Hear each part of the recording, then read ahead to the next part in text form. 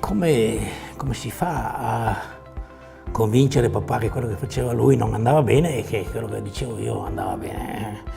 Non è stato facile, ma per 5, 7, 8 anni abbiamo fatto tutti e due i prodotti, sia il vino bianco e rosso di papà che le mie bottiglie, chiamiamo speciali, o che io pensavo fossero speciali, ma che piano piano comunque continuavano a migliorare, perché ogni anno era un'ulteriore specializzazione, era un acquisto di macchine nuove, e lì il problema del finanziamento non era proprio così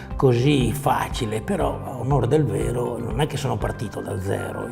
Papà aveva una cantina e di conseguenza parte del materiale esisteva, bisognava solo aggiornarlo, bisognava forse farlo lavorare meglio, bisognava cambiarlo, ma non ci sono stati veramente dei traumi economici da inizio attività. Si prendeva pochi soldi, questo è vero, però poi i primi risultati hanno portato a risultati anche economici. Devo dire che il periodo è stato uno dei più positivi, cioè io ho partecipato alla rivoluzione della qualità del vino italiano, che è cominciata più o meno negli anni 70 con Veronelli, con le prime cantine che si muovevano e che c'era la possibilità di venderlo, con i primi ristoranti importanti dove non si beveva più bianco e rosso, il litro, no, la caraffa, ma si cominciava a vedere delle carte dei vini, delle liste in cui ci si poteva muovere e mettere, come vi ho detto, nel vino dolce, cioè questo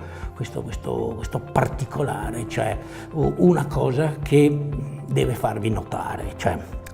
non si può essere tuttologi, non si può fare tutto bene, ci vuole un prodotto specifico sul quale poi lavorare e far lavorare la stampa, far lavorare la clientela, creare la domanda attorno a questo, sul quale poi si può cucire, si può tessere, si può fare di tutto, ma ce ne vuole uno bello, giusto, unico, importante. Non un trauma economico con un bisogno profondo di denaro, ma continuare a investire i ricavi aziendali e non sprecarli, cioè senza comprare la barca, senza comprare l'appartamento in montagna, senza comprare l'appartamento al mare, ma mettere tutto in una nuova pressa, in una nuova vigna, in una nuova riempitrice che potesse portare un miglioramento qualitativo.